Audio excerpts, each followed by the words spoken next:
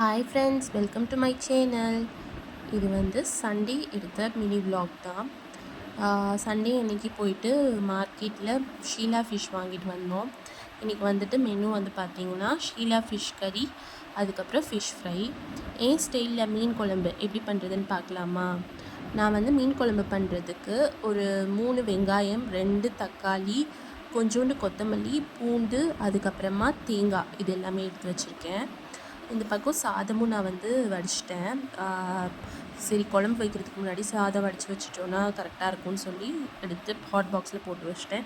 இப்போ மிக்ஸி ஜாரில் நம்ம எடுத்து வச்சுருந்த வெங்காயமில் 2 வெங்காயம் மட்டும் ஆட் பண்ணி, அது கூடயே வந்துட்டு கொத்தமல்லி, அப்புறமா தக்காளி 2 தக்காளி வச்சுருந்தோம் இல்லையா, அதையும் ஆட் பண்ணி நான் நல்லா இப்போ அரைச்சி பேஸ்ட்டாக எடுத்துக்க போகிறேன்.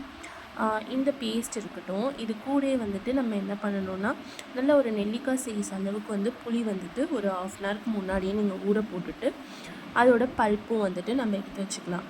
இப்போ இதை அரைச்ச பேஸ்ட்டை வந்துட்டு நான் வந்து புளி தண்ணியோடு ஆட் பண்ணிப்பேன். நல்லா மையாக அரைச்சிக்கோங்க இந்த வெங்காயம் தக்காளி மிக்சரை. இது வந்துட்டு நான் புளி தண்ணியோடு ஆட் பண்ணிப்பேன். இதுக்கப்புறமா நான் வந்து குழம்புக்கு வந்துட்டு ஒரு மசாலா வந்து ரெடி பண்ணுவேன்.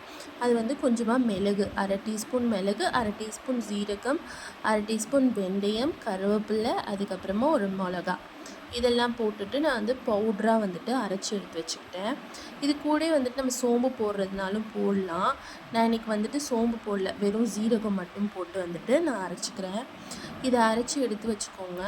இப்போது அந்த புளி தண்ணி, அதுக்கப்புறமா அந்த அரைச்சோம் இல்லையா, அந்த விழுதை மட்டும் வந்துட்டு நான் வந்து சேர்த்து வச்சுக்கிட்டேன். இப்போது ஒரு வெங்காயம் நம்ம எடுத்து வச்சுருந்தோம் இல்லையா, அதை வந்து நான் பொடி பொடியாக நறுக்கிட்டு, கொஞ்சம் பூண்டு, கருவேப்பிலை, பச்சை மிளகா இதெல்லாம் வந்துட்டு நம்ம வந்துட்டு வதக்குறதுக்கு வந்து எடுத்து வச்சுக்கிட்டேன்.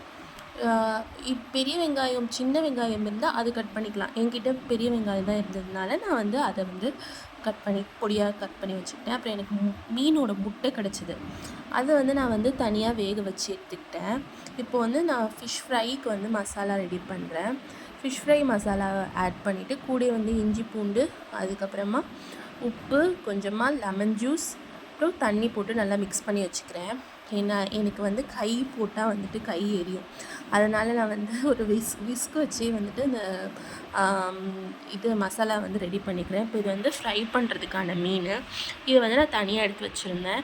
என்னால் அது அப்ளை பண்ண முடியாதுன்றதுனால அந்த வேலையை போய் என் ஹஸ்பண்ட் கிட்டே கொடுத்துட்டேன். ஏன்னா எனக்கு மிளகா பொடியில் கை போட்டாலே கையெல்லாம் பக்கன்னு எரியும். யாருக்கெல்லாம் இந்த எக்ஸ்பீரியன்ஸ் இருக்குதுன்னு சொல்லுங்கள். ஏன்னே தெரியல, நானும் ரொம்ப வருஷமாக சமைச்சிட்ருக்கேன். ஆனாலுமே எனக்கு இன்னுமே இந்த மிளகா பொடி மட்டும் என்னால் இது பண்ணவே முடியல. ஸோ இங்கே பாருங்கள், நான் இது வந்து 1/2 மணி நேரத்துக்கு முன்னாடி ஊற வச்ச புளி, இது கூடயே நான் வெங்காயம் தக்காளி அரைச்சி வச்சுருந்தேன் இல்லையா, அதையும் ஆட் பண்ணிக்கிறேன். அப்புறமா நான் பொடிச்சு வச்சுருந்தோம்ல மிளகு, ஜீரகம், அந்த பொடி வந்துட்டு ஒரு 2 ஸ்பூன் கிட்ட வந்து நான் வந்து ஆட் பண்ணிக்கிறேன்.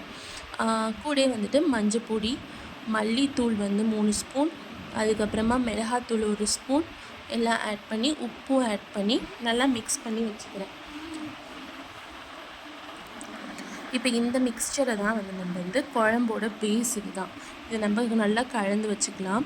இப்போ இந்த சைடு வந்து நான் வந்து ஒரு பாத்திரத்தில் நல்லெண்ணெய் ஒரு 3 ஸ்பூன் அளவுக்கு வந்து நான் ஆட் பண்ணிக்கிறேன்.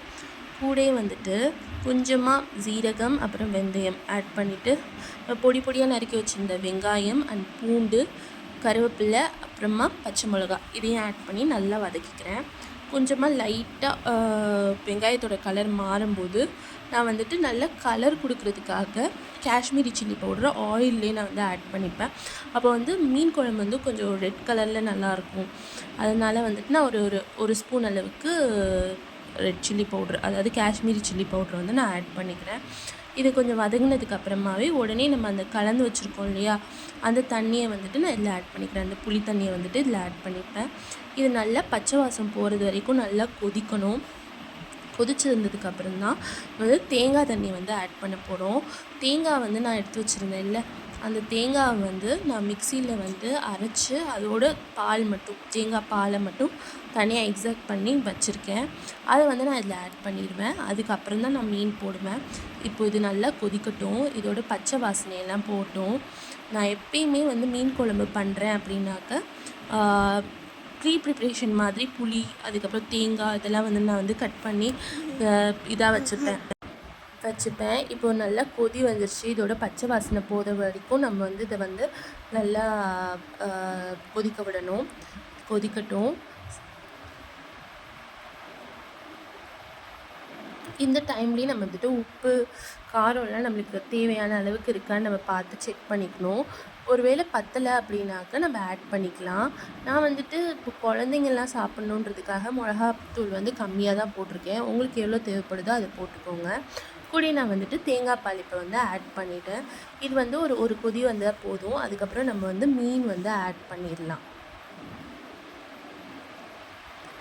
நல்லா திக்கான தேங்காய் பாலாக இருந்தால் ஈஸியாக இருக்கும். நம்ம தண்ணியாக எடுத்துடக்கூடாது. 2-3 வாட்டி எடுக்கிற அந்த தண்ணி தேங்காய் பால் ஆட் பண்ணக்கூடாது.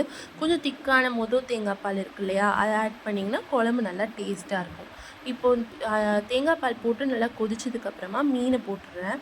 மீன் போட்டுட்டு ரொம்ப நேரம் கொதிக்கணும்னு கிடையாது. ஒரு 10 நிமிஷம் கொதிச்சா அதுவே போதும். ஏன்னா கொஞ்சம் அதிக நேரம் நீங்கள் கொதிக்க வச்சுட்டிங்கனாலும் அந்த மீன் வந்து உடஞ்சி அது ஒரு மாதிரி ஆகிடும். அதனால் வந்துட்டு ஒரு மீன் போட்டு ஒரு 10 மினிட்ஸ்லேயே வந்துட்டு ஸ்டவ் ஆஃப் பண்ணிடுங்க. மேலே கொத்தமல்லி தழை தூவினிங்கன்னா சூப்பரான ஏன் ஸ்டைலில் மணக்க மீன் குழம்பு தயார். இப்போ வந்துட்டு நான் ஃபிஷ் ஃப்ரை வந்து பண்ண போகிறேன். இங்கே ஒரு பேனில் வந்துட்டு கல்லெண்ணெய் ஆட் பண்ணிவிட்டு நம்ம மசாலா தடவி வச்சுருந்தோம் இல்லையா, அந்த மீன் எடுத்து நான் வந்து ஃப்ரை பண்ண போகிறேன். இப்போயுமே வந்து இப்போ மீன் குழம்பு பண்ண போகிறீங்கன்னா அதுக்கு முன்னாடியே மசாலா போட்டு நல்லா ஃப்ரிட்ஜில் இல்லாட்டி எங்கேயாவது வச்சுடுங்க. நல்லா அது மசாலா ஒட்டாமல் நல்லா மொறுன்னு வரும். அவ்வளோதான் எங்களோட சண்டே மெனு. நீங்களும் இது மாதிரி ட்ரை பண்ணி பார்த்துட்டு எப்படி இருந்துன்னு கமெண்ட்ஸில் சொல்லுங்கள். பாய்.